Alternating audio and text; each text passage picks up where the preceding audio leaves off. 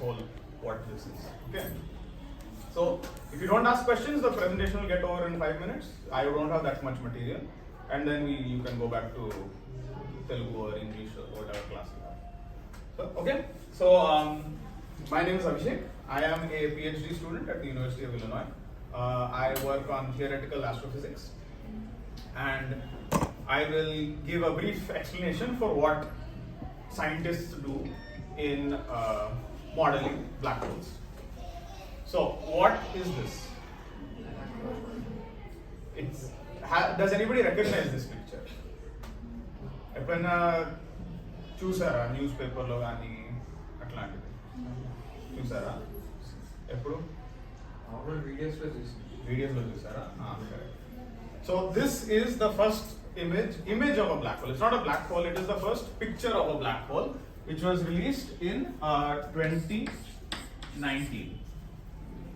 Okay, so it was released by a collaboration of scientists all around the world, and what they did was they used telescopes. Mana Earth lo there are radio telescopes all over the world, and so they used these telescopes to combine to create one telescope that is as big as the entire Earth. Ante on our Earth, this was done in North America and South America. So the North America and South America, and then Europe. Telescopes all around the world were combined together, and that they looked at this center, and they were able to create a telescope that is as big as the entire Earth. Using that, they were able to see this picture of a black hole. So tell me, what else can you see in this picture? What is important? What is the important feature here? Black hole absorbs light energy. So it absorbs it, but where is the black hole in this picture? To the round part which has no limit. This part here? Correct. So why is that? So just because it's black hole, what does that mean? No, it doesn't.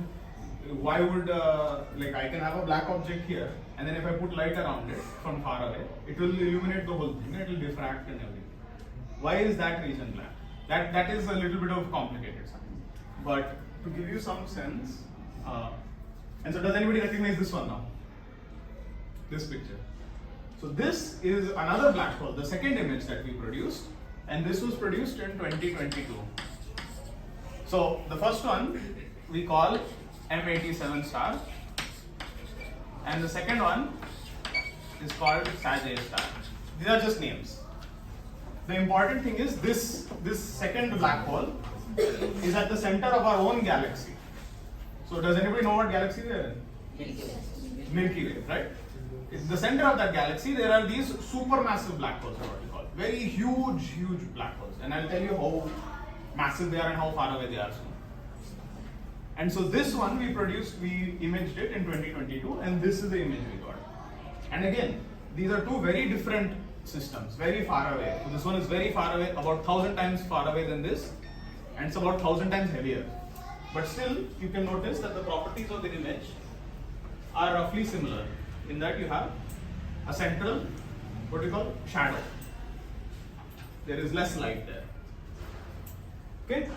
So here I will give you a sense of how far away it is for the first one, the Messier 87. No? Under confusion. So that is at the center of the M87 galaxy, and we'll slowly zoom in, and you'll see how much zooming in occurs, how much resolution it is for the telescopes to get that in. Still zooming in.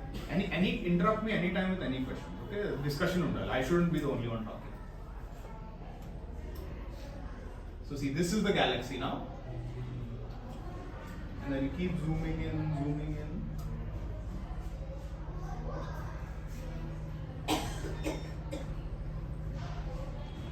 You get to that image. Okay. So how much is that? Now, how do you define how much zooming in is there? We define by resolution. That's the camera మీద resolution ఉంటుంది కదా, high resolution ఉంటే ఇంకా detail ఉంటుంది, ఇంకా zoom in చేసుకొని details clear గా చూడొచ్చు కదా. So what is this resolution? This resolution is as much as if you took a 1 rupee coin and put it on the moon. If you put a 1 rupee coin on the moon, that is how big this image is. So that is how much zooming in is done to see that. If you can see a 1 rupee coin on the moon, then you can see this thing. So it's it's a very large effort that all these scientists did to try to produce this image of a black hole. Okay, so does anybody have any other questions about this? What are you looking at exactly? What is this? How do a black hole form? How does a black hole form? Very good question. So, how does a black hole form is when you have a star. Star. So this whole topic will be about gravity. Gravity is the main thing. So 8th whole 8 few students are there. few students are there. Okay. 8th, 9th, 10th. Gravity గురించి నేర్చుకున్నారా? నేర్చుకున్నారు కదా? So this whole thing is about gravity. And normal gravity, Newton's gravity నేర్చుకున్నారు కదా? That works for many normal systems. Earth, moon, sun. అలాంటివన్నీ they work perfectly. Black holes ki, that theory does not work. You need a new theory. Adi Einstein found that theory. So how does a black hole form is when you have a star, no? A star is just a nuclear fusion avutuntadi kada. So because of nuclear fusion there is some radiation that happens. The star is also very heavy. Okay. So now if I have a very heavy part here and some light part here, right? What should happen with gravity?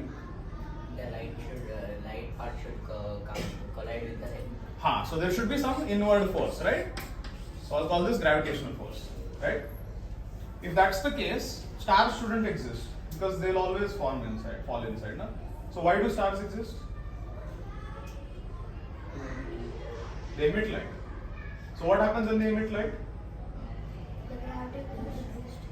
Exactly. So when they emit light, there is some pressure that comes from light emitting also. So what do you learn? Light has photons, no? And if you have many photons, that creates a pressure. And so you can see there's a gravitational force inwards and a radiation force outwards. And so this balances it out. And what happens then? So when these forces are equal, there is no force on that light part, it remains there, right? So this radiation force, it's dependent on the fuel inside the star. When the fuel goes out, what happens? This radiation force decreases. And when the force decreases, what happens? So then the matter falls in.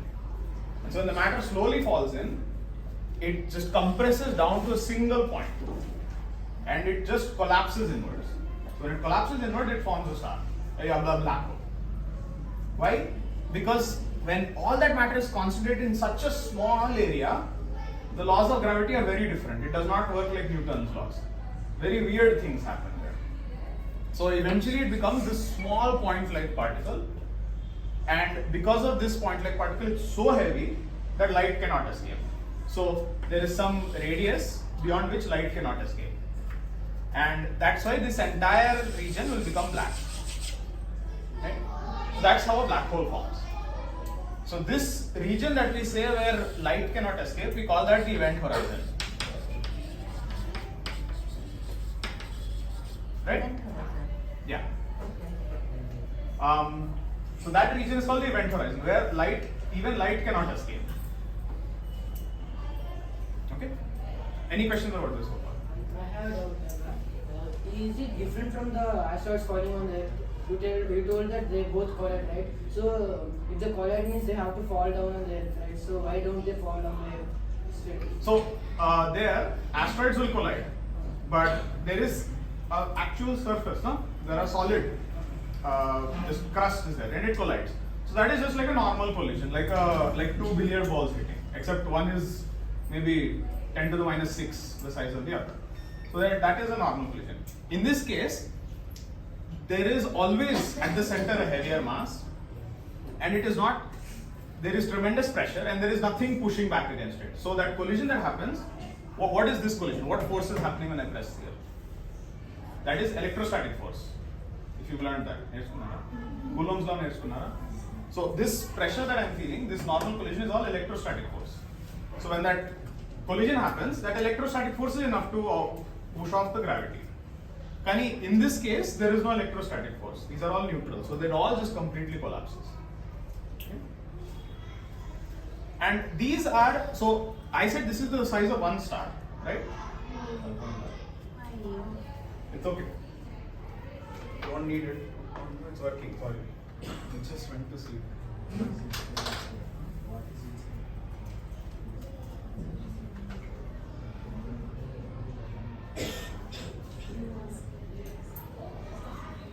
Somebody else had a question? What is inside a black hole? What is inside a black hole? So, one thing I said, right, is that there is weird things that occur when a black hole is formed. Gravity does not behave normal. Light itself cannot escape from an event. So assume that everything is in this point. All the matter is concentrated at this point.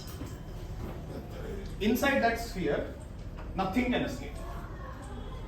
So there are many consequences from that. If nothing can escape, how can we find out what's inside a black hole? Like experimentally, how would you think of it? No, you have to send something inside, and that has to send information outside back to us. But nothing can escape from it. And this is not an experiment. This is a mathematical truth that you cannot escape. So to answer the question, what is inside a black hole? My answer is we don't know, and we can never know. It is the official term is it is causally disconnected. And things have cause and effect. Na? The region inside a black hole is causally disconnected. Means nothing inside this region can influence our universe in any way once that black hole is formed. So, wait, let me just fix this.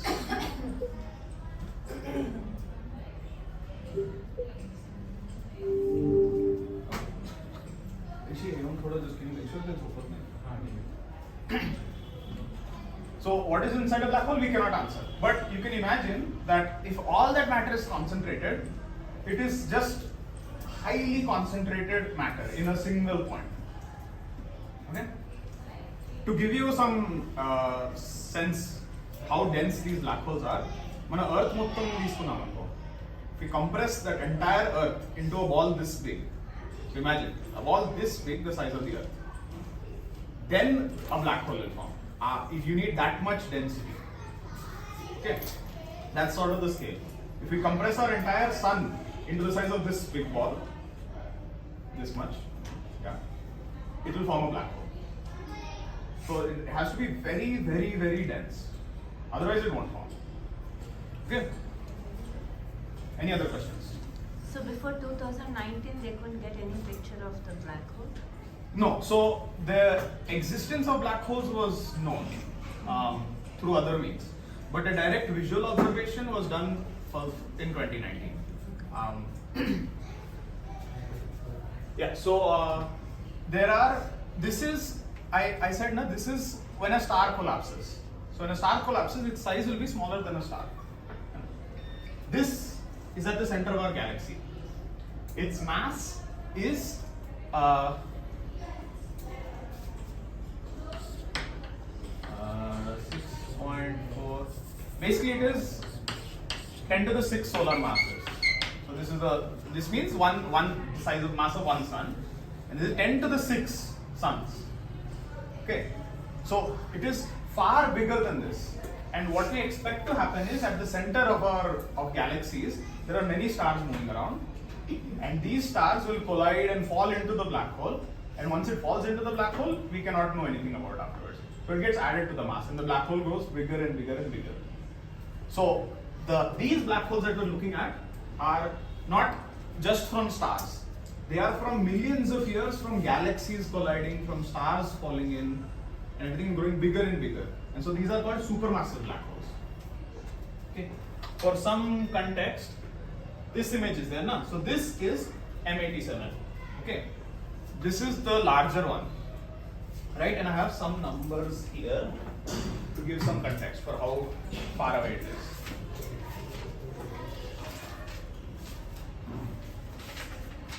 Right. So this M87 is 10 to the 9. So it's 10 to the 9 solar masses, which means how much? It is, let's see, 2 times 10 to the 15 Earth. So 10 to the 15 means how much? It's beyond my, I can't even understand how much that scale is, no? Because 1 lakh is 10 to the 5, right? 1 lakh lakhs will be 10 to the 10, right? And then 1 lakh of that will be 10 to the 15, right? So it is just beyond our comprehension for how massive this thing is, right? And its distance is, so this is how heavy it is. It is 1 billion solar masses. And its distance is light years. Do you know the concept of light year? What is a light year? The distance covered by light in 1 year is called as light. Right. And how fast is light? 37 years. 3 lakh kilometers per second. 3 lakh kilometers per second. 3 times 10 to the 5. 3 times 10 to the 8. Yes. 3 times 10 to the 8. 3 times 10 to the 8 meters per second. So that's incredibly fast. Instantaneous for us. For that, such an instantaneous thing to take a year to travel is in a large amount of distance. So, for context, this M87 black hole, the distance is 53 times 10 to the 6 light years.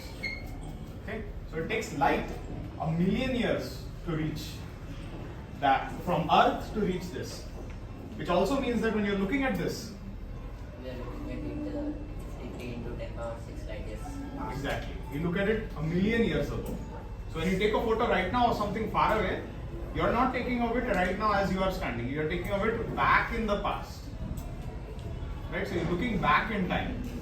This is what the black hole was 1 million years ago. Right? And to put it in context, right? How this is 10 to the 13 times the diameter, the circumference of the Earth. So if you go around the Earth 10 to the 13 times, that will be the distance. Just too much for us to imagine, too far away for us to even ever go in our lifetimes. There is no spacecraft that can reach that point in a finite time. So all we can do is observe them and try to make analysis on them. Okay? That's the size and scale of these objects. They're massive, supermassive black holes, we call them for a reason. So there is one comparison image. Which is the Doppler hotspot. So see here, this gives you a sense of scale of the M87 black hole. That small central region we talked about, that brightness shadow, in that the entire solar system easily fits. It is just a point. The entire solar system fits, and Voyager 1 is the satellite that has been sent out for 60, how much? It's been 60, 70 years. It was sent out of the space, out of the solar system. And even that has only just traveled this much distance. Now that is how large this black hole is. Okay. So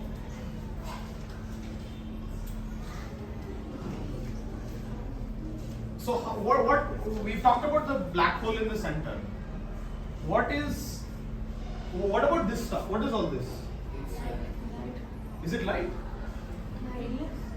We are seeing light, but what produces the light? Now something has to make the light. Some energy.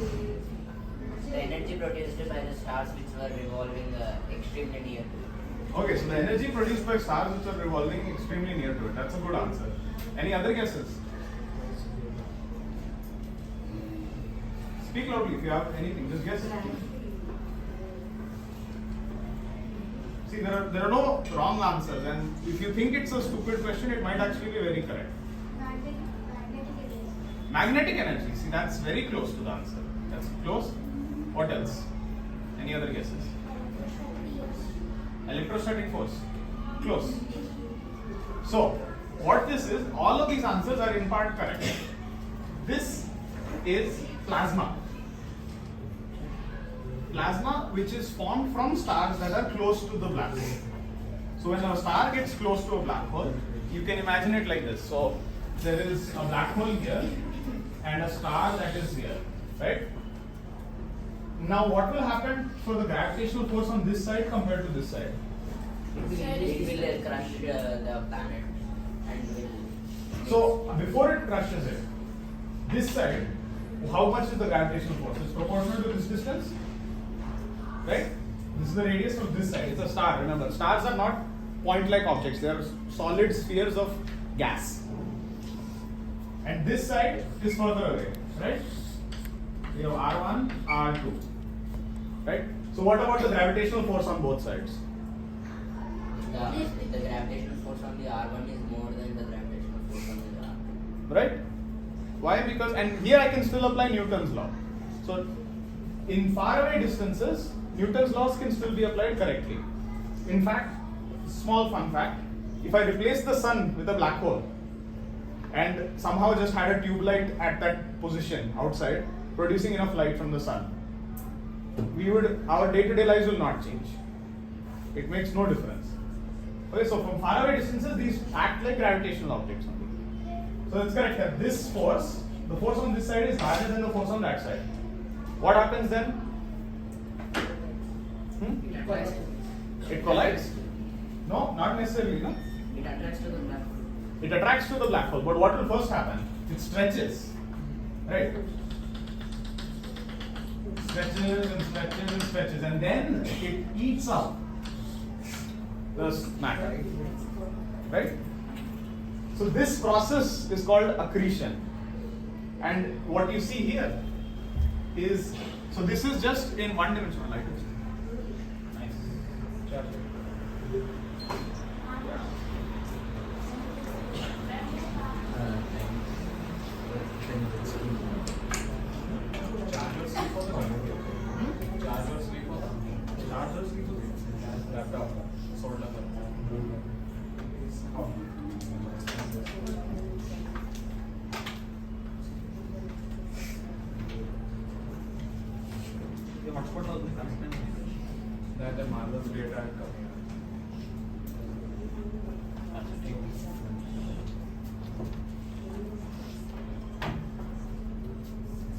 Okay, so we got lucky. La power came back.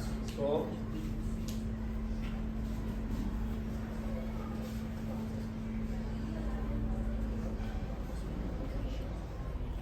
okay, so this what you're seeing is an accretion disk. So what I showed here, no, this is just I'm showing in one dimension. No, actually what is happening? This star will be revolving around, right? So just visualize this, but then this is moving around and it's slowly losing matter, right?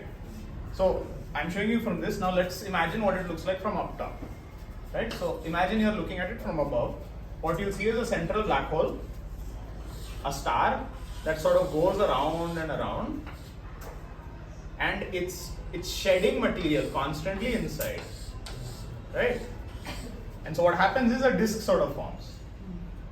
And then assume that the event horizon is here. There is one point where it falls in and then it's completely gone forever. So that's what you're seeing here. This is the exact same thing. There is some disk type material that is around it and it's going around and then it falls in.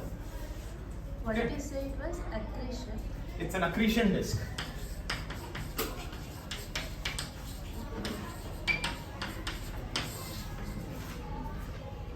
So it's an accretion disk, it accretes, it eats matter. Right. And in particular, these black holes, compared to how big they are, they accrete very little. And that determines how bright they are. And there are many black holes. Every galaxy center has one. It is just that these two black holes, M87 and Sagittarius star, those are the only ones that are big enough that we can see. For now. Which one is bigger, Sagittarius A or M87? So Sagittarius A star is at the center of our galaxy. And it is 1000 times smaller than M87. So this figure I quoted, no? 10 to the 9 solar masses. This is for M87. all of this was for M87. This one was for Sag A. So 10 to the 9, 1000 times lighter would be 10 to the 6. So Sag A star is 10 to the, it's 1000 times smaller, but also 1000 times closer, right? So if you remember from optics, if you have this curve, there is the angular dependence, theta, which is this length by this distance, right? This length and this distance, that division will give you your resolution, right? Theta will be approximately L by D, right? And so this ratio that you have, we had to calculate for which black holes are good. And so this ratio is about the same for both this M87 and Sag A star. So though they are very different, 1000 times heavier, 1000 times far away, to our eye they look the same, right? Same thing with the moon and the sun, right? When the solar eclipse happens, it's almost the exact same principle that's happening, right? The moon is the same size in the sky as the sun. So while they're very different in size, they appear the same in the sky. Okay, so this is an accretion disk. I said that this is plasma. What does that mean? It is another state of matter. That is correct. What is plasma though? Heat. Hmm? Heat. Heat. Plasma is very hot, that's correct. But what is it made of? Outer layer of any star. Outer layer of any star. It comes from the outer layer of any star. But what is it made of? Gas. We call it a gas, that's correct. But it is not just gas.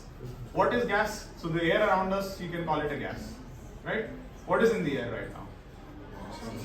Oxygen, nitrogen, carbon dioxide, right? These are all molecules.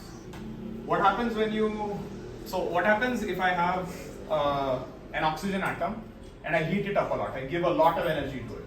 What will happen? Will it compress? Well, let's assume it's a finite volume box. Okay? So I have a finite volume of gas and I have some oxygen molecules here. I haven't taken chemistry since 12th, so I don't remember what it looks like, but something like that, no? O2. I give heat to it, I give energy to it. What will happen? It will expand. It will expand? Sure. It will expand, but the box size is same. So what will increase? The pressure. The pressure increases. What will also increase? Size of the atoms. The size of the atoms? I don't think the size of the atom increases. The size of the box. So I'm putting the box fixed. What will increase? They break. So plasma is, for our modeling purposes, we take hydrogen. Just pure elemental hydrogen. What is that? One proton and one electron, right? So one proton and one electron. And it is so hot that when plasma is formed, these are not bound together. It is completely broken. So what this plasma is just a sea, an ocean of ions and electrons.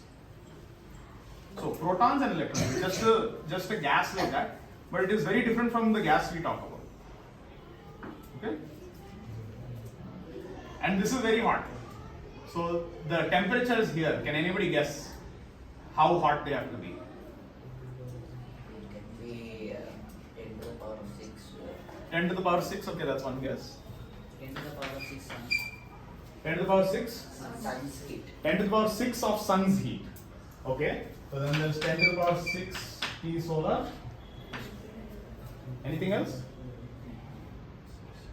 So for some context, 10 to the power 6 is about T solar at the core, I think. So at the center of the sun, where the fusion reactions occur, is about 10 to the 6. What? What units? It doesn't matter, no? Kelvin. Kelvin, Celsius, Fahrenheit. Fahrenheit I'm not sure, but Kelvin at least. Kelvin and Celsius are easy to convert. 10 to the 6 T sun is close. The plasma here that we talk about is about 10 to the 11 Kelvin. So that is far hotter than anything we ever encounter in our day-to-day life, of course. It's far hotter than anything we encounter in laboratories. It's far hotter than anything the sun ever encounters. and it is at that heat it is just ions. It's just protons and electrons. How is the heat produced in that? That is a very good question. So how is it so hot? No? Why should it be so hot?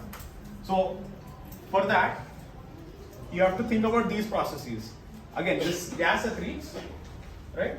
And this plasma or this it's plasma at a lower temperature and lower density when it's being extracted from the star. So if you look, here's a photo of the sun's photosphere, right? What do you see here? You see some surface, you see some spots on the surface, and you see these filaments, right? These are of low density enough to be plasma. Again, plasma means what? Ions and electrons. And their dynamics, their behavior, their motion is like a gas. But they are not bound together, they are not molecules, they are just free radicals moving around. Right? And so this plasma here, as it is falling in, it goes into the black hole. But why? You should pause and ask yourself, why should it fall into the black hole if it's just a small packet of gas? By that logic, the Earth should fall into the sun, right? The Earth does not fall into the sun. Why is that? Because the sun isn't a black hole yet. No, that's not true. That's correct. The sun isn't a black hole yet. But I would say that if I have the sun, if the sun was here, right, and the Earth is here, and if I replace this with another smaller black hole, the same mass, and the Earth, same size. So I just take out the sun and I put a black hole, the same mass. Nothing will change. Nothing will change. A year will still be 365 degrees and 1/4 of a day. Nothing will change except you won't have the sun to look at. So, why is that? Distance. Sure, but if I have 2-point objects at rest, far apart, there will be a gravitational attraction, and so eventually it will fall in. So it's not quite that. Is there an opposite force to the gravitational force? I heard somebody say something. Centripetal force. Okay, that's a good thing, right? So how does centripetal force comes from? So, but what motion creates centripetal force? Circular motion, right? So the way you visualize it is, if there is a sun, right, and there is Earth here, the Earth is in circular motion. What does that mean? Which means relative to this axis, there is some velocity, right? And that velocity will not change even with gravity, right? So there is some gravitational force here, right? It will pull it down. As it is trying to pull it down, this velocity will still remain the same. So it moves forward. So it goes some distance like this. Now you are here, Earth. Again, it has some perpendicular velocity, right? Again, you have some gravity here. Again, it will pull it down, but while it pulls it down, it goes some more, right? So it goes some more again, right? So it thus keeps going around in a circle, and that's what we call. That's why astronauts, when they go up in the space station, they do not experience gravity because they are constantly freely falling. That's why they are spaceless, no? Because they are still close enough to the Earth. Why do they not feel anything? Because they are constantly falling, and that is the motion that creates this circular thing. Okay. So now, what happens if this velocity is 0? The Earth will be separated from the sun. Some will attract that. It will just fall, right? So you have to have enough velocity. In this case also, most of the time, what happens is, although it accretes, this does have significant amount of circular velocity. So, to answer your question, why does it get hot? What happens here is, you have to have some processes that allow you to fall. You have to have some mechanism to reduce this velocity. And one of this is friction. Because this is a single point object. Here you have a full fluid of liquid, of plasma, sorry. And so because that you have friction, you also have magnetic fields here throughout this system, which are very, very important. And because of this, you have many processes which cause friction that heat up the plasma. And it heats up and then starts falling inward. Okay, so what happens is, it will slowly start to lose mass and go in. And as it goes in, it gets hotter and hotter and hotter. And the picture that we show here if you compare it to the video, no, it's a very zoomed in picture. So we're looking at the closest plasma, and so it is very, very hot. And you know, this question of why is it so hot, it's not a solved problem in physics. This is the current leading theory, and it's a very active area of research. That's a good question, because you know, maybe I'll come back in 5 years and I'll say, okay, no, this model was wrong, there's something else that's happening. But as it stands, that's what we understand of it. This is a very new area of research, so to speak. So, I mentioned magnetic fields. I didn't say why they are important. No, they are very important. So, why? It is hot, correct. And if it is hot, and so it should glow. Correct? That makes sense? Lorentz force law, by any chance? No? 9th, 10th Kala? Okay. I'll just quickly say that you have a magnetic field, and if you have an electron, right, what happens is the electron starts going very, very fast around the magnetic field. And when it goes very, very fast, it produces radiation. And that is the radiation we see from here. Okay, so the magnetic fields are also very, very important. And they affect properties of the earth. Okay, so what other fascinating things are there about black holes? No? I said light cannot escape. That is true. Inside the event horizon, nothing else can happen. You said that light cannot escape a black hole. Does it go another? Does the black hole teleport in another way? Sorry? You said that light cannot escape black hole. Does it teleport the light into another dimension or something? So, to answer that question, you think of a plan to try and answer that question. How will you figure that out? It's a good question, it's a very good question, but how will you devise an experiment? In our universe, all things are parallel to each other. If any object is attractive in it, any object attracting a particular object, then one object should be there to release it outside. Okay, so you're saying that you're using Newton's third law, I'm guessing. Equal and opposite reaction to something. And so you're trying to say if something goes in, you should see an equal reaction outside. Well, that may be true, but that is only for 2 point-like objects. That theorem that is there for Newton's third law, it is for 2 point-like objects, or this black hole also. So I'm not saying that when it falls in, right, there's the event horizon. If an object of mass E, or mass M, right, if it falls in, this will exert a force on that will exert a force on this. But both of them are inside the event horizon.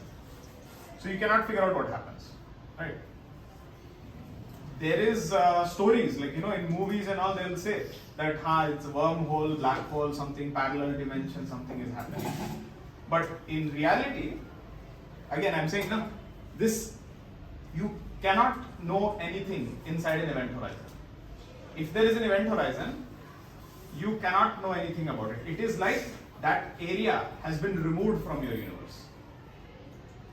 Think of it like that. And that's what it means by causally disconnected, because you cannot know anything about it, nothing inside it can influence you. So, to answer your question, I don't know. It could be. There could be some parallel universe, what happened. In fact, Einstein's theory is also not complete. We don't know. So I said that the star collapses down to a single point.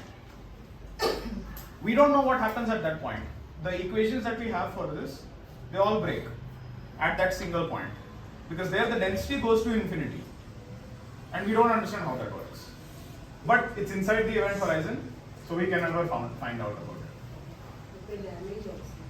Destroy also. If anything gets into it, it may destroy. It will destroy it, but even if it doesn't get destroyed, even if we create the hardest substance known to man, once it crosses this horizon, this isn't like an experimentally tested thing. This is, you can prove with equations. You can write down the math and say, yes, nothing can go. Because for something to go here, at this edge, right, the speed of light can come out. Inside it, even the speed of light cannot go out. So inside, the speed of light will just get bent towards the center because the mass is so high. If light itself cannot go out, then nothing can go out. Nothing, no matter can escape. Cannot go. So light is massless. And so if a massless thing cannot escape, then massive things cannot. And so information is very difficult to get out. Is something coming out of that surface? Which one? This? Yeah. So this is the halo structure. So there's the way the density is is that it's very high at the center and then it slowly decreases outside. So what you're seeing there is the lower density region, right? Lower So heat, like lower heat, yes, lower heat, lower density, and lower magnetic field strength. So all of these things through that process I showed, no, of that electron moving very fast. It depends on how many electrons are there. So if there are less electrons in that area, it will be less bright. You said that is plasma. All of this is plasma, yes. So that can come out from the plasma. This is the plasma itself radiating. So in the plasma, you have electrons, right? You have all these electrons in the plasma. It's like an ocean of electrons. And then you have magnetic fields everywhere. And so when you have these magnetic fields, they will start to rapidly move around. And when they rapidly move around, they radiate. And so in this area, here there is just a higher concentration. Here there is a lower concentration. So that's why you see a brighter feature here. Yeah. Black hole cannot take the plasma inside. It can. So why this darkness region, the accretion occurs. So what happens here is it will fall inside. But once it falls inside, the plasma has mass. The radiation is also light. So the light cannot escape, the plasma cannot escape. So that central region you'll see will be black. Yeah. Can two black holes collide? Yes, two black holes can collide. That's a very important result. What will happen? Good question. So, in 2015, Padmaja madam asked, no, is this the first image of a black hole? Yes, this is the first image of a black hole, but we've detected black holes through other means. So, how that occurs? Huh? You have a black, what happened in,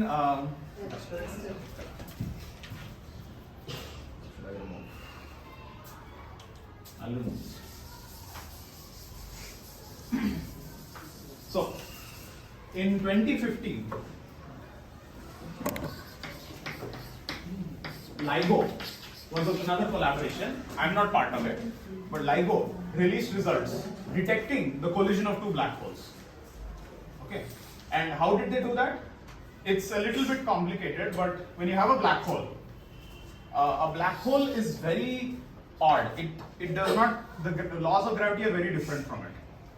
To give you some example, event horizon I already said, no? So this is the event horizon at the edge. But even close to that, say I put someone a little distance away from the event horizon, right? I just put someone here, and I gave them a watch, right? And I go far away, right? And I have a big telescope to look at them, and I have a watch. What happens because of just being close to a black hole is that I will look at my watch, I will see, okay, 1 second, 1 second, 1 second. And I look at their watch, and it will be 1 second, 1 second, 1 second. Time becomes slow, right? So time is also not a common feature, and I don't even need to go to black holes. On our Earth, where you have GPS satellites, time for those GPS satellites, when they look down on us, they will see time slower for us because we are closer to the Earth. And it's a very minute amount, it's like 10 to the minus 9 seconds or something. But even that is enough for GPS satellites to get the wrong signal and give the wrong position. So that is like one fundamental feature of gravity, that when it's very close, time goes slower. And so what also happens then is, if this black hole sort of makes a fast motion, right? Say the black hole is also moving and it moves around very fast. What occurs is, it's like, if you think of space as like a fabric, it's like as if you are moving that fabric suddenly. And if you move that fabric, it will travel through space and you can detect it. So what this LIGO collaboration did was, they have in America, they have these long sort of lasers, right? And these lasers, now they measure their length. And what they noticed was, suddenly this laser's length, as the gravitational, it's called a gravitational wave. What it will do is, it will suddenly bend space and time. It will change the timing a little bit as opposed to this wave across the universe. So they noticed it changed a little bit like that. And they were able to detect it. And that's what they said, okay, we saw this space-time itself changed in our experiment. So we saw two black holes collide. What happens then is, you have a black hole and another black hole, right? Event horizon. And these revolve. Once they collide, it's hard to tell because even we don't know exactly what happens, but effectively their event horizons merge together and it creates a black hole larger. So how did these supermassive black holes form? The ones that I'm showing in these pictures, they are black holes at the center of galaxies. The galaxies collided, it became an even larger one. Those galaxies collided, it became even larger. Yeah. You said that in every single galaxy there will be a black hole in the center. Is there any supermassive black hole in the center of universe? So what is the center of universe? You said that that black hole means it is in the center of galaxy and it holds the whole galaxy. Right. Then what is center in the center of universe? Right. So we are not sure if there is a center of the universe. But I have seen some videos that the center of universe, the great attractor or something is present. So there is a great attractor and all this, and it is hard to figure out where it is and what is happening there. We currently do not have any observational signature to see that there is this massive black hole that is at the center of some point that everything is going towards. The center of the universe almost becomes a philosophical question. What we do see are millions of galaxies, collections of galaxies, and each galaxy has we assume to have a black hole. And we've confirmed this in other galaxies. So I'm not sure, I can't answer that question. There may be something called a center of the universe. That's why it is massive. How does the density scale when two black holes merge? How does the density scale when two black holes merge? So black holes are actually easy to study because when you have a black hole, right, of some mass m and some event horizon radius, there are only three properties of the black hole that are important that you can talk about. One is the mass, right, and that mass will determine how big the event horizon is.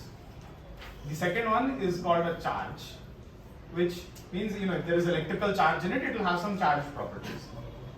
And the third one is its spin. The black hole can spin around, just like how a sun spins around, or Earth spins around. It can also have this. And those three properties are it. They completely describe the black hole, as far as we know. So to your question of how density scales, we don't know. All that we can say is it has some mass m. And from, you can prove this in any theory of gravity, that all that you care about is the distance from the center for a spherical object. Right? You don't have to worry about the distribution of mass inside a circle to compute the gravitational force outside. So the density we don't know. We just can't have. Is there any black hole with a plasma? Is there any black hole without plasma? Yes. This one that they observed was probably without plasma. Collision. The collision. Yeah. So when you see collisions, those are usually without plasma and we cannot observe them. They are so fast, it's hard to observe. Okay. How can we see that a how can we predict that a black hole does not have any plasma revolving around it? How can you predict that a black hole does not have plasma revolving around it? We cannot predict it. What I can say is that in the condition where a star collapses, right? Actually, what happens is when it loses fuel, a huge explosion happens, and so all that matter goes away, and the rest falls in. Similar to Big Bang. Similar, not quite. Big Bang is a different process altogether. It is the one thing that happened that created the universe that people think of. This is called a supernova. If you want to learn more about it, it's called a supernova.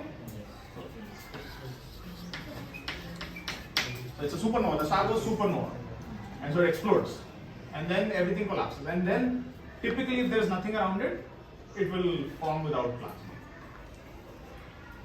That is, if it is traveling in space where there is no stars or nothing near it, then there is nothing that it can eat, so there will be no plasma. Yes, exactly. So there are some lone black holes, but now imagine a black hole without plasma. We can't see it. So those are beyond. It's very hard to observe those. Only if they are sort of colliding, if something very fast is happening, we can observe them. or if they are very large and they have some sort of accretion. Okay. So now, I said that there are a lot of weird effects happening. I will just play a single demo showing you how we actually image it. So here is, can everybody see this? Okay, so here is a central black hole. Here is a camera. You can think of it as a camera. And each of these lines represents a light particle. Okay? So, let's hold it there. Yeah. Okay. So you have a black hole here. What happens is light, even if it's close to it, it will bend from that influence. So inside it cannot escape. Outside it will get close and it will bend because it's not strong enough to fall in. And so here now it's showing all the light rays that are forming that come from behind the black hole that are bent and falling towards the scale. Right? So what we are seeing here, so if you trace it back, now this path is going and starting from behind the black hole. What does that mean? So that means if I have a black hole, you will see things behind it because the light rays bend around it. And here is one small demo I have on my phone. Let's see, okay?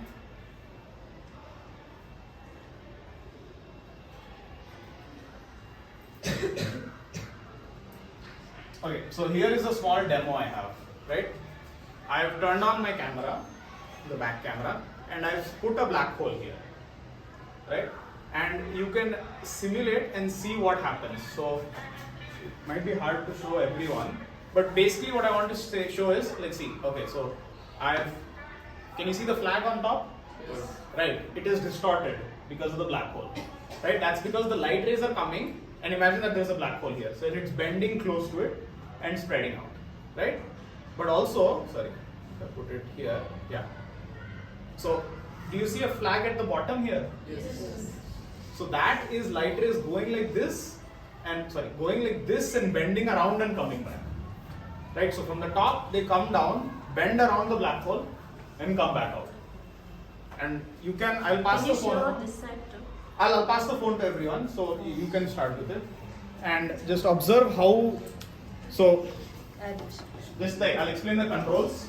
Just you pinch inside to make the black hole mass smaller.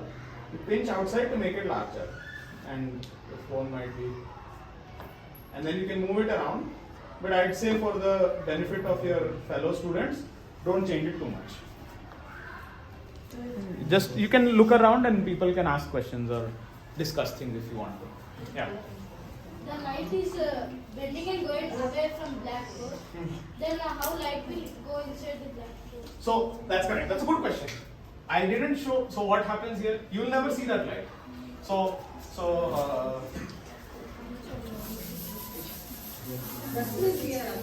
yeah, it's okay. So you have a black hole, right? And you have that plane, right? You only will see on your camera the light rays that reach you. So what they did not show there is all the light rays that fail, that do not fall. So here, what it's showing is light rays like this, like this. There will also be light rays that come normally, right? That was the first flag, that distorted flag. And then like this, right? But then what about, so there'll be all the ones here, they'll fall straight inside. Those will never reach the camera. There are some maybe from here that will come like this and fall in. Those won't reach the camera. So it depends on what the angle of that photon is that is ejected. And in that video there, they are just showing the ones that fall on the camera at the very end. Because that's all we observe now. We observe only the photons that we get. So it just shows all those photons that we have.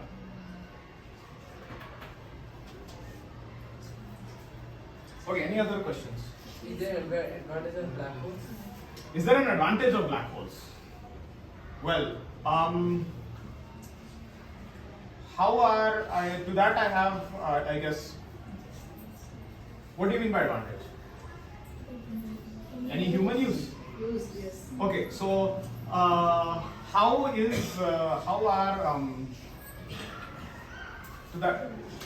it's a convoluted answer, but I'll ask Where does gold come from? Earth. Below the earth. It's a rare metal. Where does that gold come from? Where did that come from?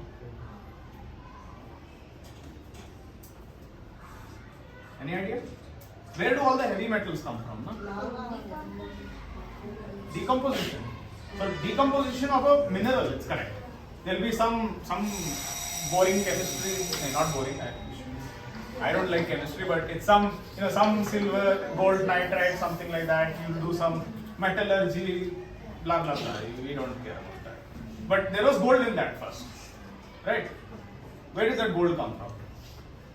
What process creates elements? Right? So, fusion, right?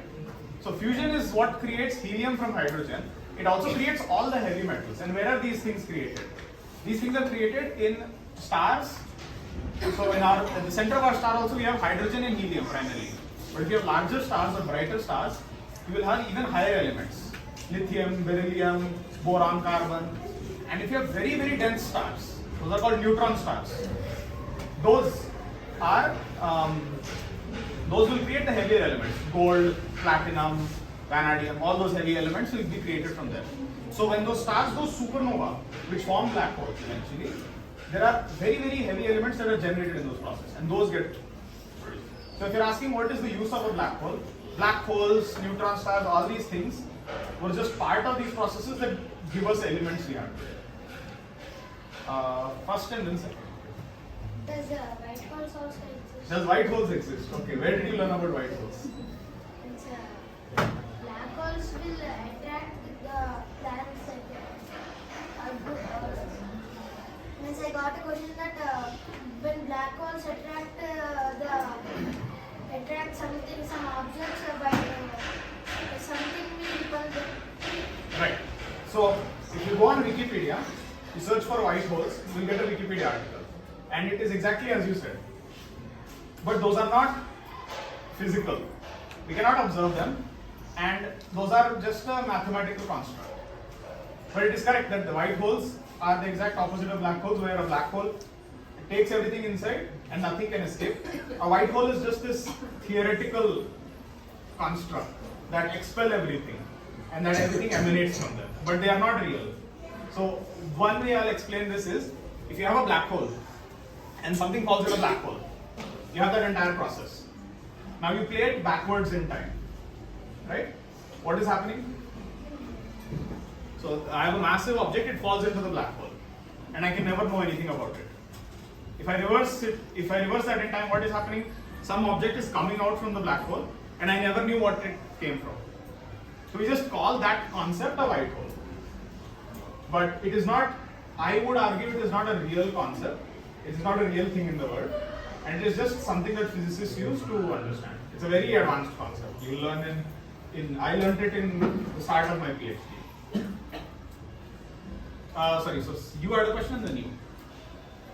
Because that when we go near the black hole, the time gets slow.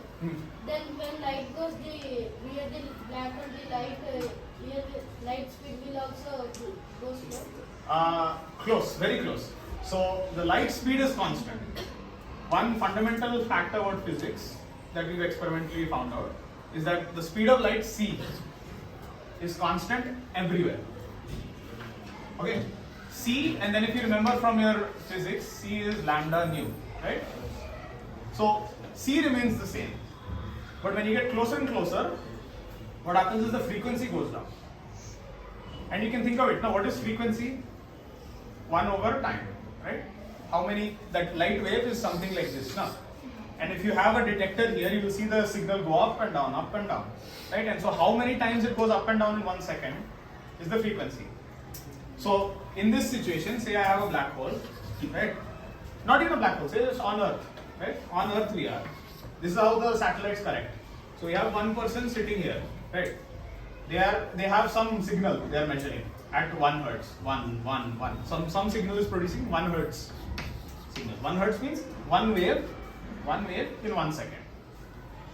To the distant observer, it will not be 1 hertz.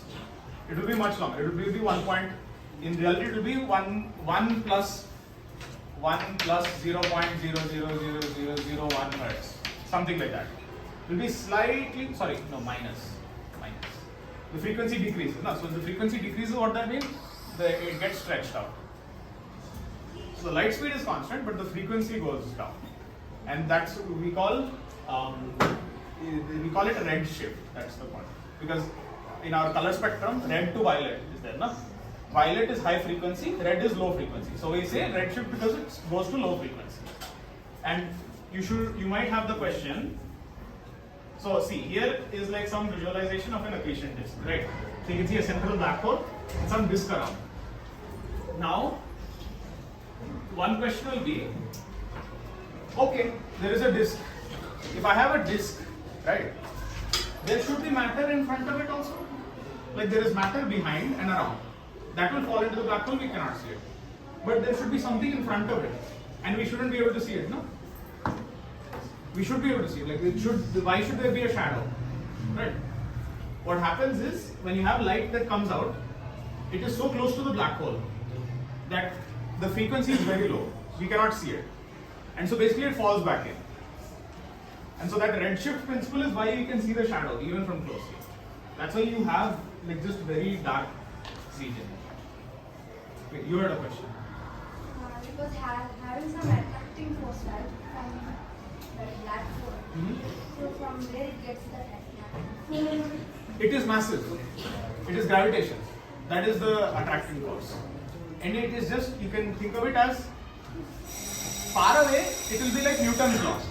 It acts as a point mass of some gravity. And it will have that same amount of gravitational attraction. So it will be that same force, m1, m2 over r squared. No? That force will still be there. It is that force, gravitational force, that describes all of these processes. It is just that when it is so massive and you get close, some more things happen and some odd things happen. So you can think of this theory, Newton's law that you've learned, as correct for many situations.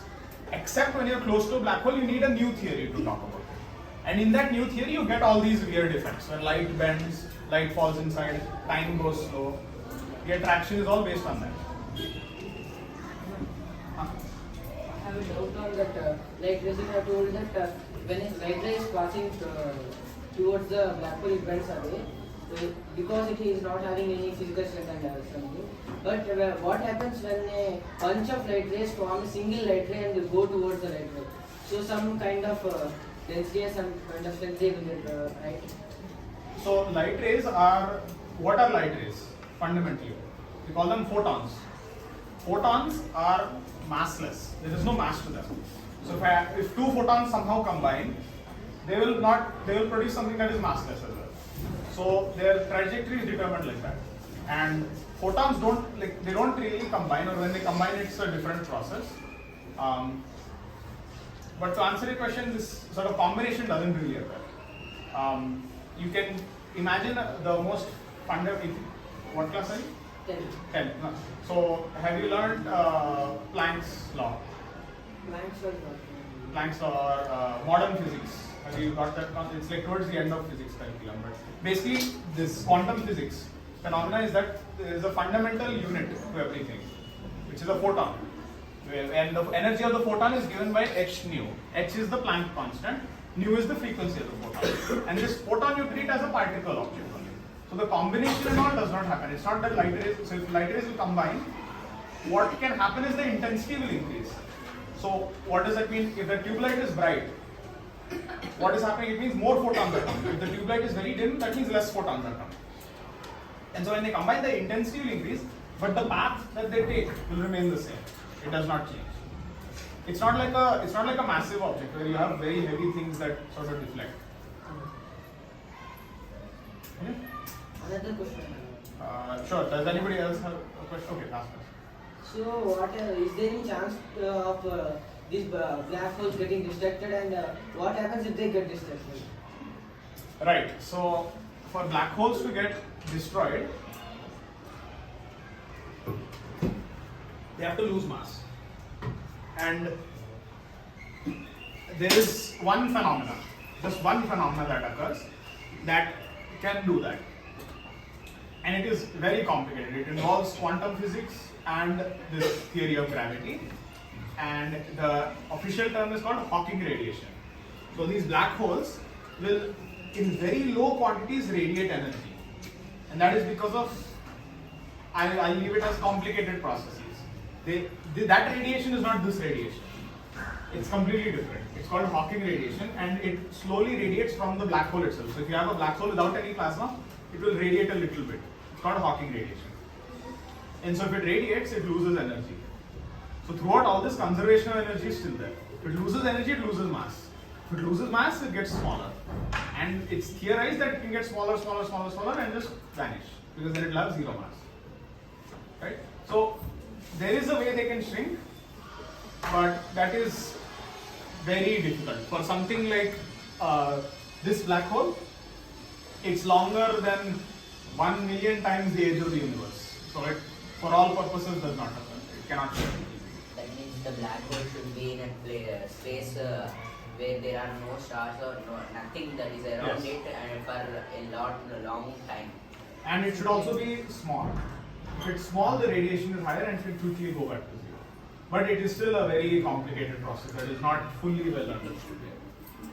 So that means we still do not know that many black holes are present in lonely places where there are no planets, but and are becoming. That means they are being born and dying without even knowing. There can be, yes. There can be, but we don't know about it. You have to find a way to detect them, and we don't know. So there are many black holes. There can be many black holes in the solar system. Not solar system, in the galaxy. In the solar system, if there were black holes that we could detect, we'd see them from the changes in the planet, how the planets move around, because they still work under gravity.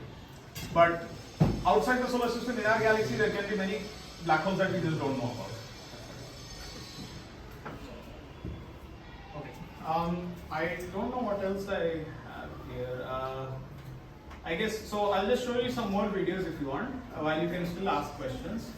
So I showed that first zoom in of M87. Now this is the center of our own galaxy, and it's, it has its own neat feature.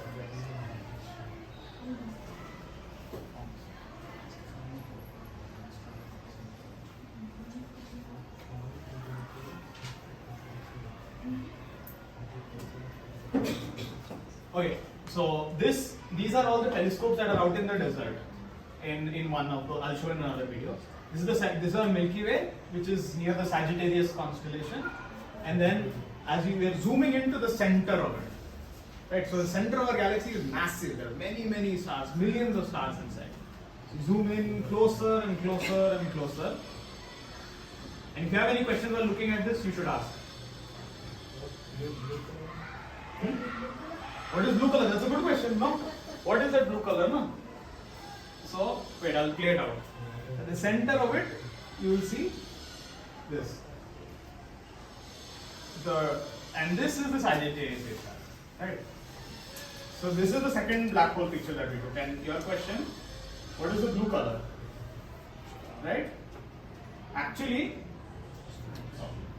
sorry.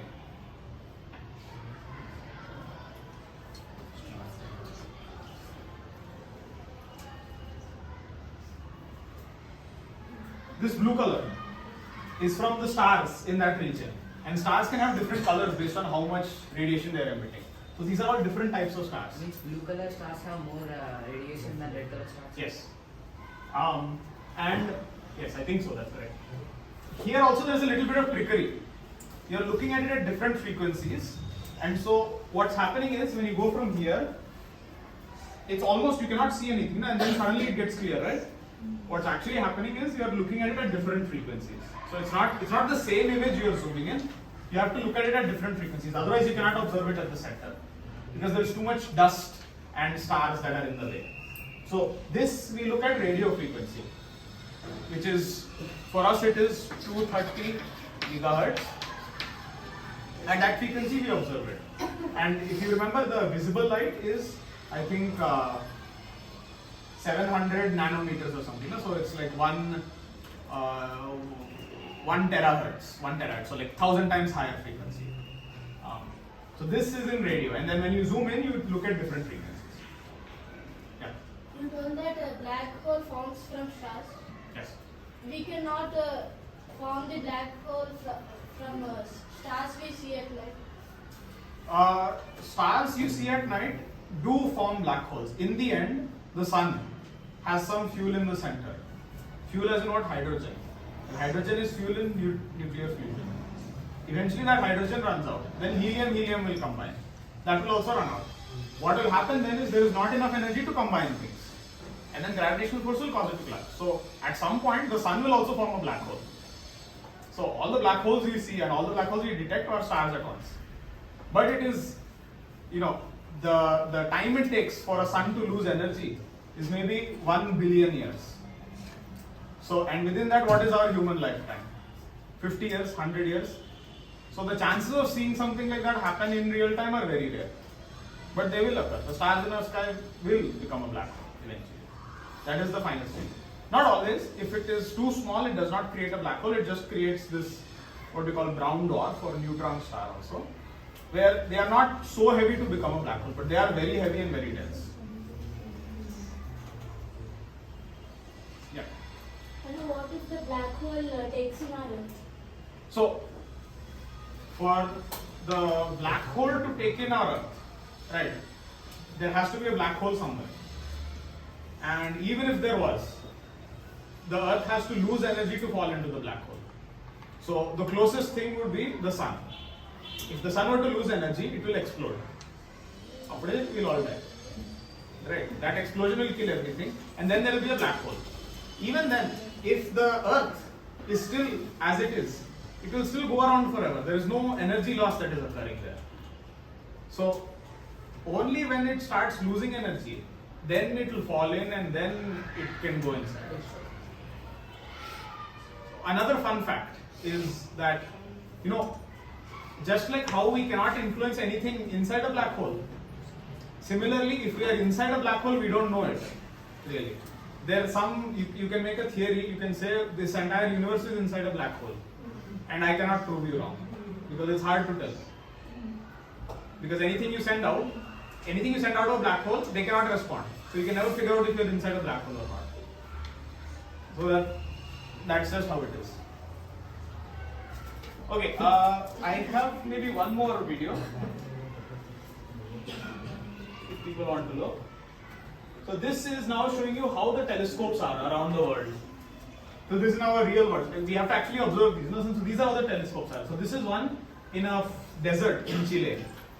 And they are collections of telescopes out in the desert at these very high altitudes. They're all like simultaneous. So can anybody explain what is happening here? Why are they moving around like that? To see the galaxy. So to see the galaxy, but why are they moving around constantly like that? If we combine all the telescopes at one time, we can see the galaxy. Yes, they are combining, but what is happening? Why is the telescope moving like that? To Observe different directions. Observe different directions or observe only one? So we're only looking, we need to look at the source for a long time. Why is it moving? Why are all these telescopes moving when they are showing this video? What is happening?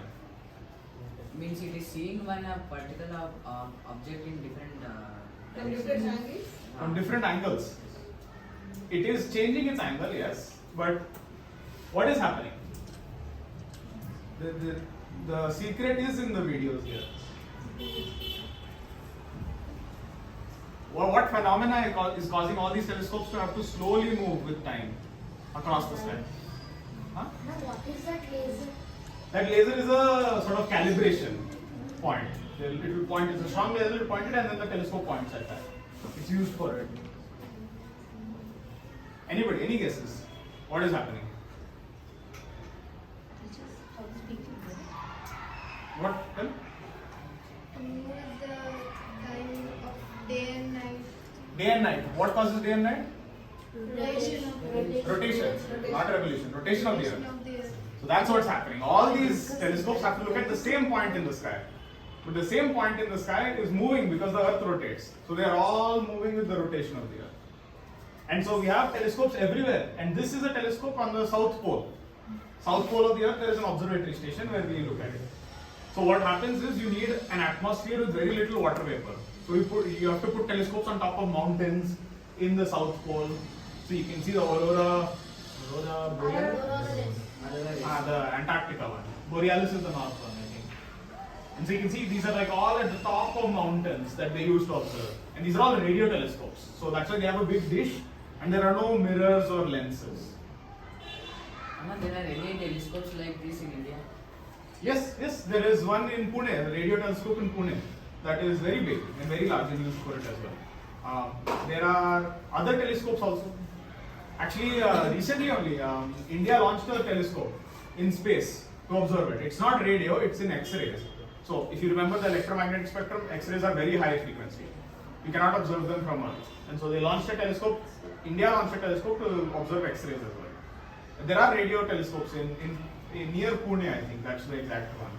I forgot the name, but there are radio telescopes. So all this data, this what they are showing here is you collect all that data and then scientists have to spend months of figuring out how to make sense of this data, how to combine it into creating an image. That is a very complicated process. And actually, so I said 2019 and 2022, all this data was collected in 2017. And it took years to understand what we are looking at to produce these images. And so these machines are used to sort of understand the signal and produce an image from it. You can see it here. Okay, what is the time? 3:11. Why create? I can keep answering questions. People are. Got a question or stretch?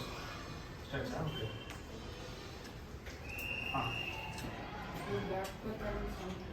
Sorry?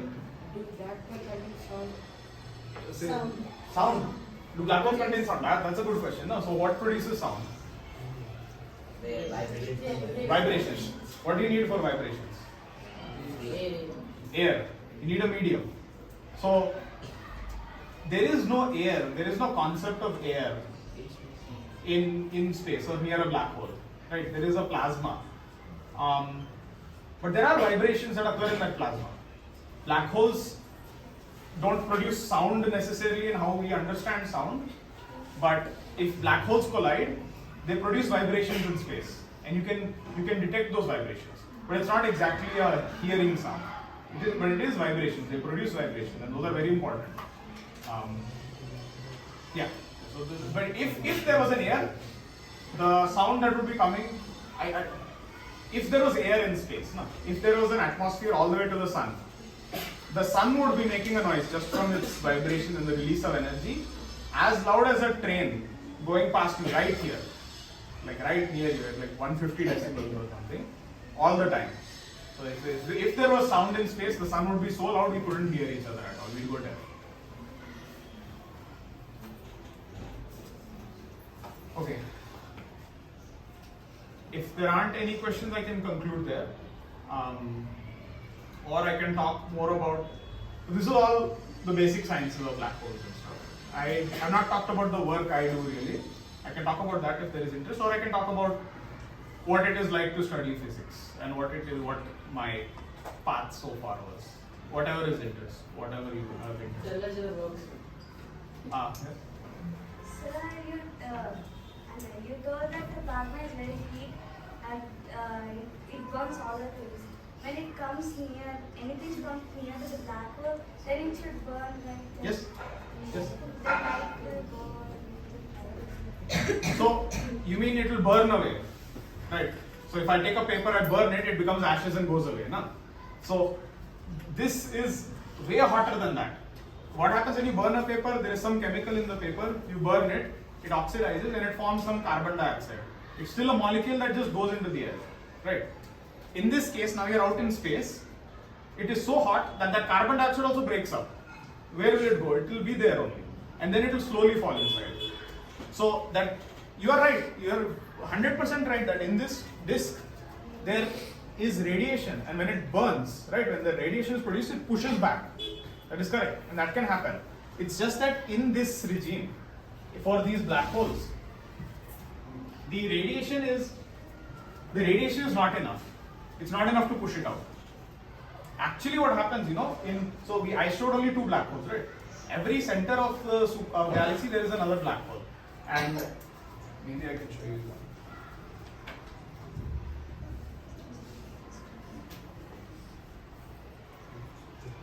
So here is a nice visualization of how it gets captured, and this is not a real image. This is just an artist's photo. There should be a chair. Okay. Basically, this disk is very different. It is so hot that the radiation goes out, and all that plasma cools down, and so it becomes a very thin disk. And those are very different from the ones we look at. But it does that. Radiation sort of goes away, and you notice this thing here. It's called a jet. What happens is when it falls inside, you have magnetic fields that sort of act as a slingshot that push out the material very fast. And so some material does go out, it goes away. It will cool down and then get shot up. But in our system, that does not happen. I mean, there is still a jet, so I can show you this one also.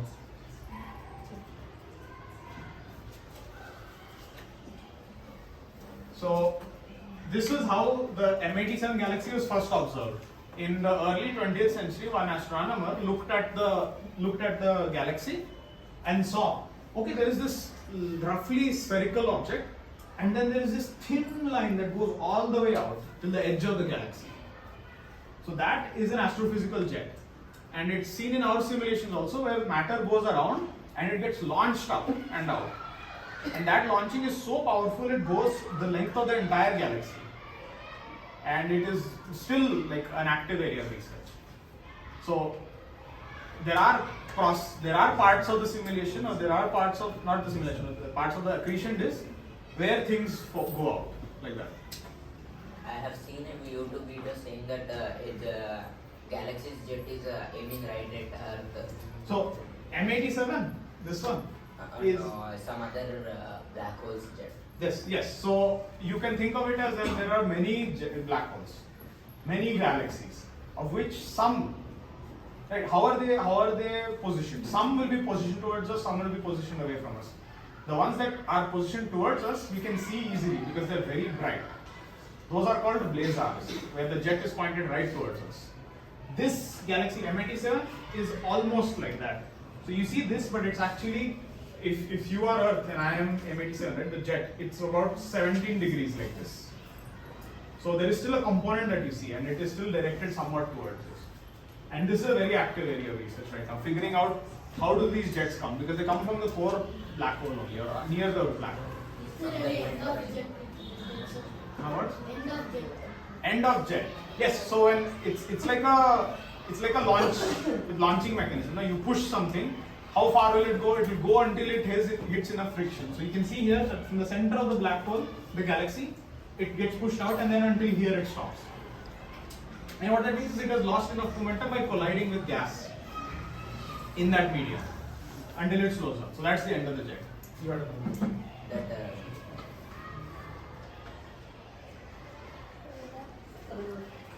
We can get back to you then.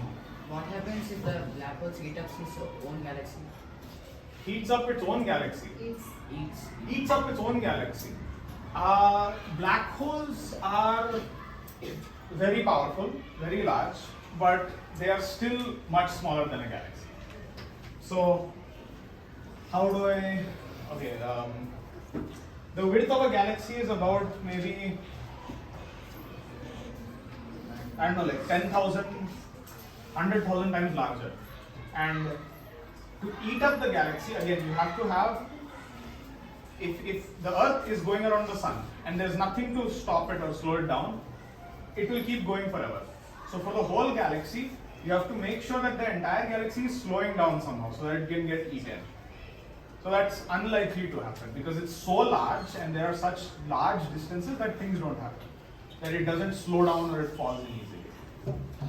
But I mean, it is possible after like maybe 10 billion years, 10 trillion years or something that it eats it up and things slow down.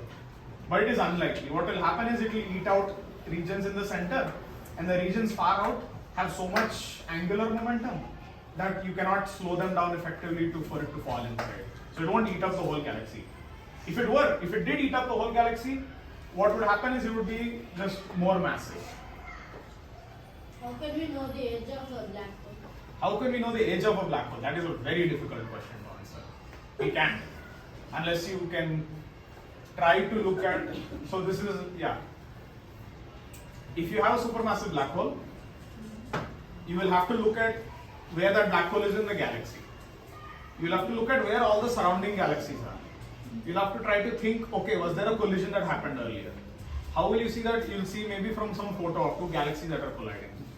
And you cannot tell, it's hard, you have to predict it, you have to just make a guess. You have to just simulate some collision and see how much it is. But fundamentally, the black hole just has three properties: the mass, the charge, and the spin. Right? And that's it. You don't know, there's no age, there is no hair color, there is no watch, there's nothing to a black hole. Actually, so I said hair color because that's a theorem that it is called. It's called the no hair theorem. That black holes do not have hair like humans. They just have mass, spin, and charge. And it's still active area of research. So people are still thinking, okay, maybe it has some more properties, but age is difficult to figure out from a black hole.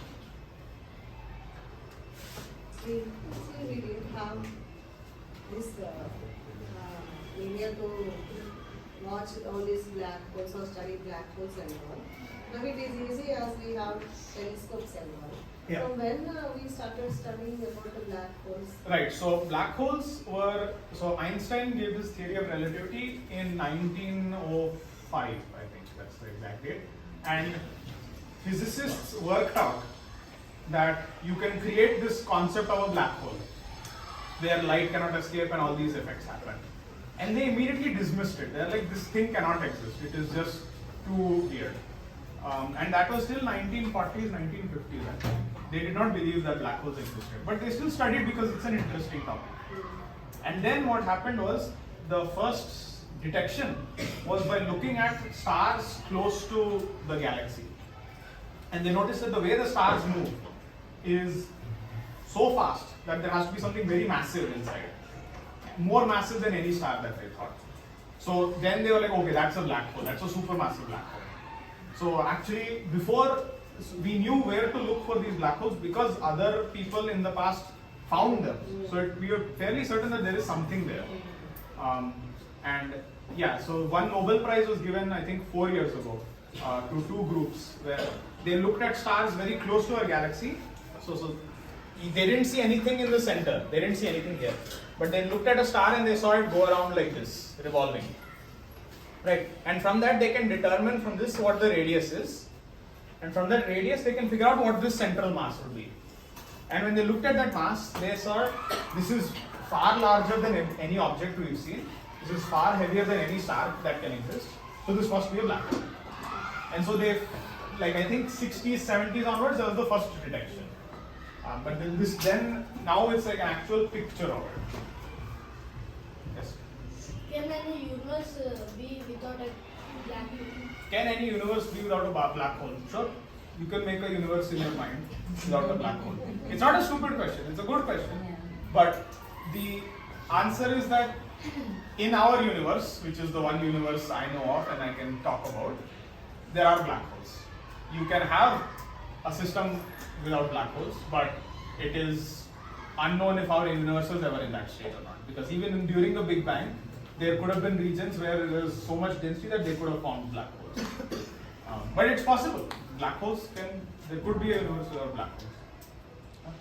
So can you talk about your journey in physics and then what you're working on? Yeah. So I did my bachelor's in engineering physics, but mostly physics only, and University of Illinois.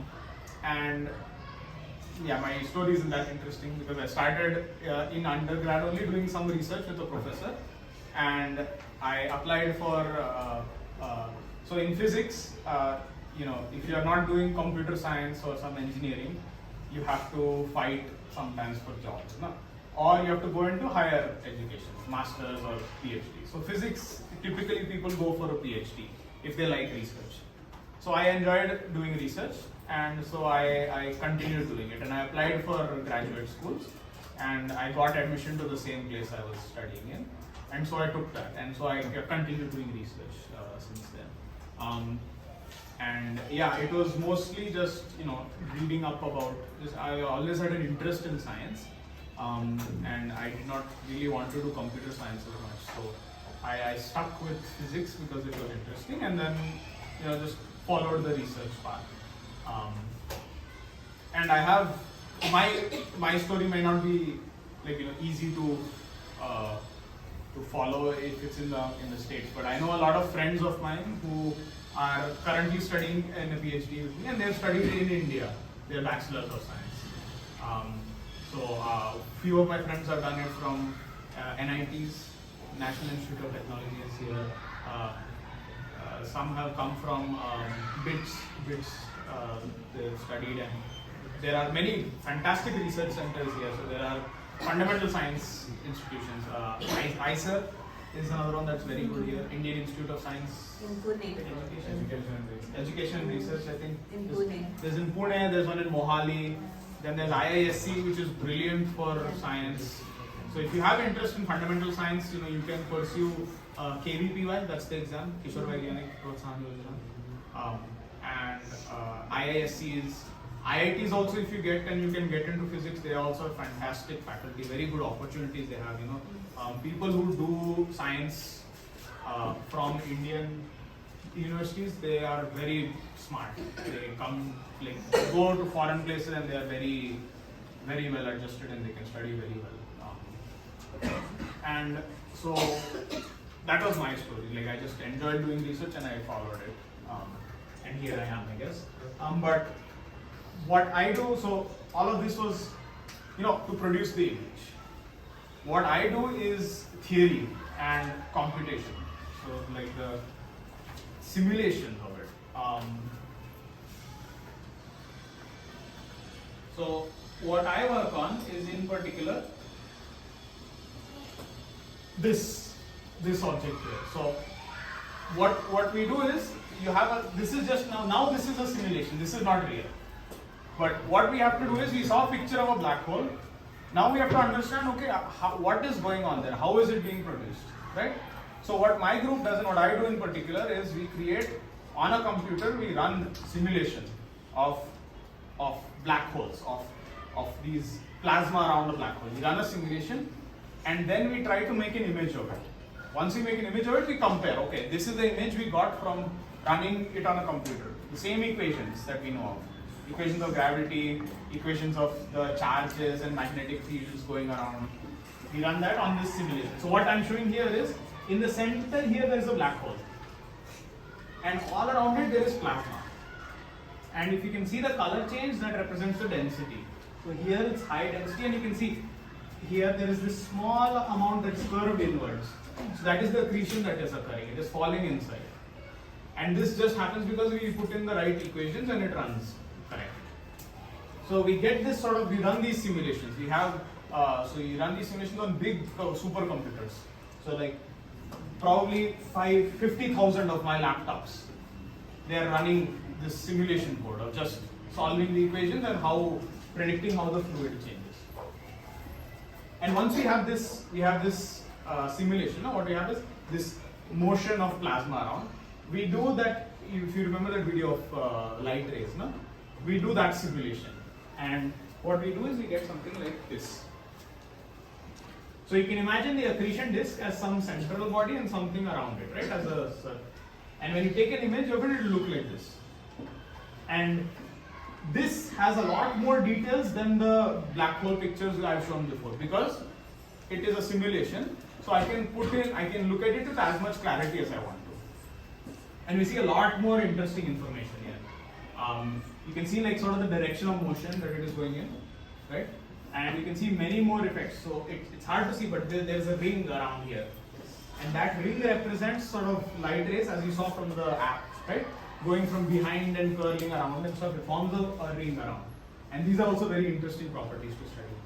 So overall what we do is, we create these simulations and we will say, okay, let me change the mass of the black hole. Let me change the spin of the black hole. How does this simulation change? And the picture will change here, and then we'll compare this picture to the main picture. So we'll compare it and we'll say, okay, this spin, it's very different. So we do not think about it. And at a higher and at a different spin, we'll say, okay, the images match very well.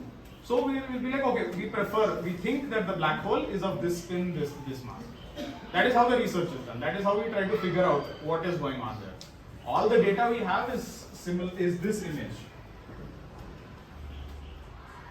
And the way we do research is, from this data we try to recreate in using computer program.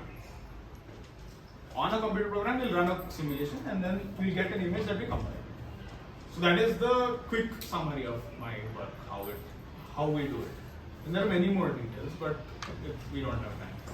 Your paper was recently published, right? Yes. What is that about? So here I am showing you light, right? Do you know that light can be polarized also? There is a polarization of light, which means, this might be too in-depth, but light is either like total light that we see, normal light. And then if you have you ever seen those sunglasses? అంటే sunglasses వేసుకుంటే అది తగ్గిపోతుంది, కొంచెం intensity తగ్గిపోతుంది. And then also uh lab equipment కూడా ఉంటుంది కదా, like quarter wave plate, you can rotate to and then it decreases the amount of light going through. Basically, light can be oriented in different ways. All light is an electric field signal. There is an electric field signal and a magnetic field signal. So those two, that is how light is formed, an electric and magnetic field signal.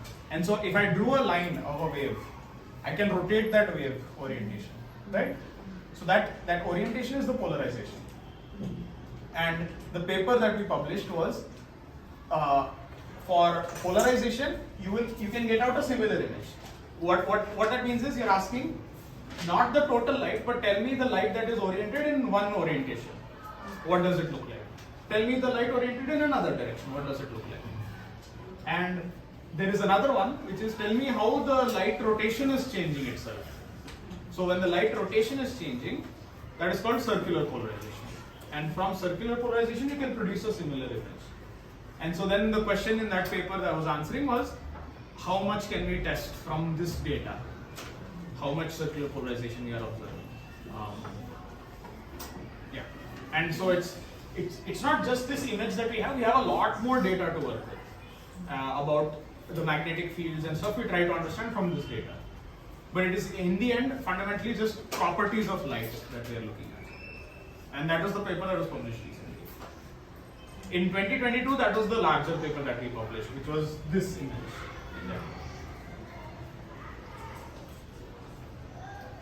Okay, any more final questions? We'll wrap this up now because it is done. Yeah, 3:30 now. We are all an hour today. Loss of time today. Cool. Okay, no more questions? Good. Thank you for listening. You are very good audience. Very good.